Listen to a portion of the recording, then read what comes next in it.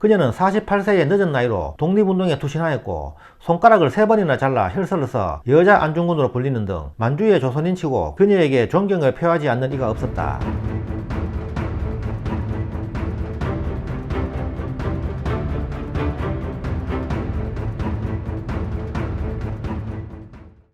만주 독립군의 어머니 남자현 편입니다.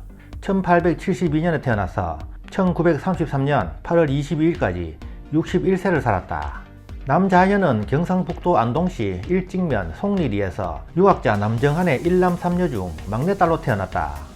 그녀의 아버지 남정한은 정삼품 통정대부를 지낸 당상관으로 불매서원이라는 학원을 열어 많은 제자들을 길러낸 이름난 학자였다.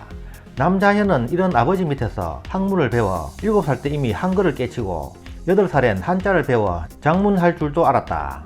12살에는 소학과 대학을 읽었고 14살에는 사서를 독파하고 한시를 지었는데 그녀는 어릴 때부터 품성이 단정하고 총명하였다고 한다.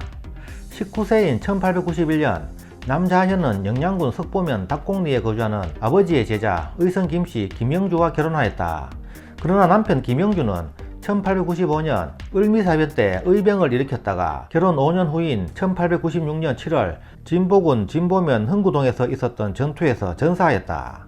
남편의 비보를 들은 그녀는 이때부터 일본에 대한 복수심을 갖게 되었다. 이때 그녀는 3대 독자를 임신 중이었는데 남편과 사별한 지 5개월 만에 출산하였다. 남자현은 남편 사후 영양군 수비면 계동으로 옮겨가 그곳에서 3대 독자인 유복자 김성삼을 낳아 기르면서 평범하게 시부모님을 모시고 살았다. 그녀는 열심히 누에를 기르고 명주를 짜 내다 팔며 집안을 꾸려나가야 했는데 그녀는 이런 힘든 와중에도 시어머니를 잘 복양하여 효부상을 받기도 하였다. 35세인 1907년 정미의병 때 아버지 남정한이 영양에서 의병을 일으키자 남자현도 이에 함께하였다. 주로 의병을 모집하거나 적의 정보를 수집하는 등의 활약을 하였다. 47세인 1919년 2월 다음 달 경성에서 큰 만세 시위가 있다는 소식을 들은 남자현은 상경을 결심한다. 그해 3월 1일 남자현은 경성 신촌에서 조선 독립선언서를 배포하며 만세를 외쳤다. 그리고 8일 후 남자현은 아들과 함께 만주행 열차에 몸을 실었다. 모자는 상인 행색을 하고 경성에서 의주로, 의주에서 압록강 넘어 단둥으로 가 내렸다. 거기서 다시 마차를 타고 길림성 통화현까지 갔다. 당시 남자현의 시댁과 친인척, 지인 대부분도 이미 만주에 이주해 있었다. 남자현은 곧바로 김동삼의 서로군정서에 가입하여 군자금을 모집하고 부상당한 독립군을 치료하고 간호해 주었다. 특히 청산리 전투에 참여한 독립군 10여 명을 숨겨주고 부상을 치료하기도 하였다. 이후 그녀는 독립군의 어머니로 불리게 되었다. 남자현은 또한 이곳에서 20개가 넘는 여성 교육기관을 만들고 북만주에는 12곳의 교회도 세워 여성들을 교육하고 믿음을 길러주며 정신을 깨우쳐 주었고 각 독립운동 단체들의 통합운동이 지지부진하자 독립운동 단체들을 찾아다니며 통합을 이끌어내기도 하였다. 그녀는 독립운동 단체들이 중국 땅까지 왔어도 하나가 되지 못하자 분열을 막기 위해 2차례나 손가락을 잘라 혈서를 써 자신의 독립의지를 전했다. 48세인 1920년 8월 29일 제일 먼저 엄지를 잘랐다. 경성국치 10주년을 맞아 독립운동가 1000여 명이 참석한 자리에서 남자현은 왼쪽 엄지를 잘라 장문의 혈서를 쓰기 시작했다. 남자현이 다 쓴 혈서를 들고 큰 소리로 낭독하자 듣던 이들 모두 눈물을 흘렸다고 한다. 50세인 1922년 3월 두 번째로 금지를 잘랐다. 당시 환인년 독립군 사이에 큰 파벌 싸움이 벌어지자 이를 보다 못한 남자현은 산중에 들어가 일주일 동안 금식기도를 한 후 곧장 금지를 베어 혈서를 써내려갔다. 이에 독립군들은 당장 싸움을 중단하였고 환인년 주민들은 그 뜻을 기리기 위해 마을에 손가락 목비를 세웠다. 그녀는 당시 세 손가락의 여장군으로 불렸다고 한다. 53세인 1925년 8개 독립운동 단체를 통합한 정의부가 남만주에 설립될 때 남자현은 그간의 공로를 인정받아 중앙여성대표에 임명되기도 하였다. 그녀는 여성 또한 독립운동에 참여해야 한다고 매번 강조했다. 이렇게 독립군을 뒷바라지하는 등 도움을 주던 역할을 하던 남자현은 이후 직접 총을 들고 독립투쟁에 앞장서기 시작했다.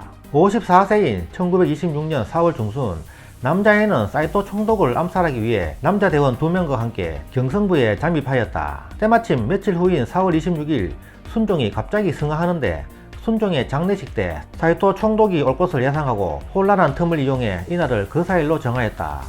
그러나 거사 직전에 송학선 의사가 먼저 의거를 일으키지만 실패하여 일본 경찰의 경계가 강화되어 다시 만주로 돌아왔다.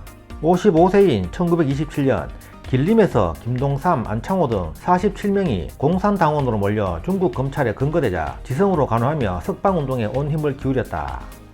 59세인 1931년 김동삼이 하얼빈에서 일본 경찰에 붙잡히자 그를 구출하기 위해 그가 국내로 옮겨진다는 정보를 알아내고 무장한 채 열차로 숨어들었지만 이송 날짜가 바뀌어 김동삼이 이 열차에 타고 있지 않아 작전은 실패하였다. 김동삼은 결국 6년 뒤 서울 경성형무소에서 숨을 거두었다. 60세인 1932년 일본이 만주에 꼭두가시 정권인 만주국을 세우자 국제연맹은 진상을 조사하기 위해 리튼 조사단을 하얼빈에 파견하였다. 이 소식을 들은 남자희는 우리의 상황을 알릴 좋은 기회라 생각하고 세 번째로 손가락을 자른다. 그녀는 왼쪽 무명 손가락을 잘라 신수건에 한국 독립은, 즉 한국은 독립을 원한다는 글을 혈서로 써서 조사단에 보냈다. 하지만 안타깝게도 전달 과정에서 일제의 방해 때문인지 어디론가 사라져 뜻을 이루지 못하였다. 61세인 1933년 2월 말 남자희는 하얼빈에서 열린 일본의 만주국 건국기념일에 주 만주국 일본 대사 무토 노부요시를 암살할 계획을 세우고 거사 당일 얼굴에 상처를 내고 거지로 변장하여 잠입하였으나 밀정의 밀고로 일본 경찰에 붙잡혔다. 체포 당시 그녀는 죽은 남편의 피 묻은 옷을 속에 껴입은 채였다고 한다. 체포된 남자희는 6달 동안 모진 고문과 치조를 당하였다. 그해 여름까지 신문에 시달리던 그는 8월 8일 죽기를 각오하고 단식으로 저항한다. 가뜩이나 성취하는 몸으로 꼬박 9일을 굶자 이내 의식을 잃고 쓰러지고 만다. 남자인이 사경을 헤매자 여론을 우려한 일제는 8월 17일 급히 그녀를 병보석으로 풀어주지만 그녀는 석방 5일 만인 8월 22일에 아들과 손자가 보는 앞에서 세상을 떠나고 만다. 향년 61세였다. 남자현은 사망 직전 아들 김승삼에게 하얼빈 화폐 248원을 주면서 200원은 독립을 하면 독립정부에 축하금으로 전달하고 남은 돈은 손자 대학 공부를 시키라는 유언을 남겼다. 1946년 첫 3.1운동 기념식에서 남자현이 남긴 돈 200원은 대한민국 임시정부 요인에게 정식으로 전달되었다.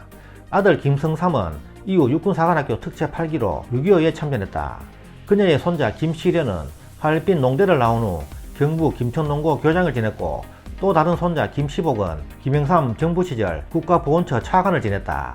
1962년 3월 1일 남자희는 대한민국 정부로부터 건국훈장 대통령장이 추서되었다.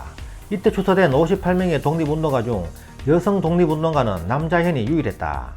남자현 여사는 24살에 남편을 잃고 홀로 유복자를 키우면서 의병이 되어 47세에 만주행을 결심해 61세의 나이로 세상을 떠날 때까지 교육운동부터 무장투쟁까지 조선의 독립을 위한 것이라면 무엇이든 하려고 하였다.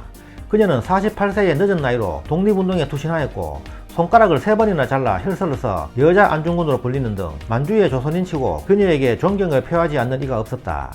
그녀는 다친 병사들을 지극정성으로 돌봤으며 독립군 간부를 양녀와 양자로 들이기도 했다. 때론 마적당과 직접 담판하여 붙잡힌 독립군을 되찾아오고 조선인 경찰을 설득해 체포의 위기에서 당당히 풀려나기도 했다. 수많은 독립운동가들이 변절하는 사이에도 남자희는 꿋꿋이 제자리를 지켰고 운동이 어려운 시기에는 오히려 적진에 뛰어들어 큰일을 해내고자 했다. 그런 남자희에게 그들은 존경을 담아 어머니 독립군 여자대장이라고 불렀다. 그녀는 2015년 개봉된 영화 암살에서 배우 전지현의 모티브가 되었다. 경북 영양군 석보면에 가면 1999년 후손들이 복원한 남자현 지사 생가를 볼 수 있는데 2003년에 국가보훈처에 의해 현충시설로 지정되었다.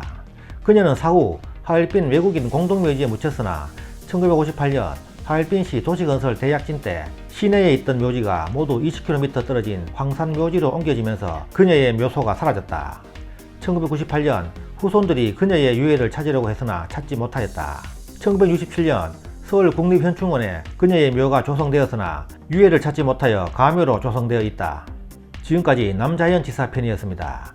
감사합니다.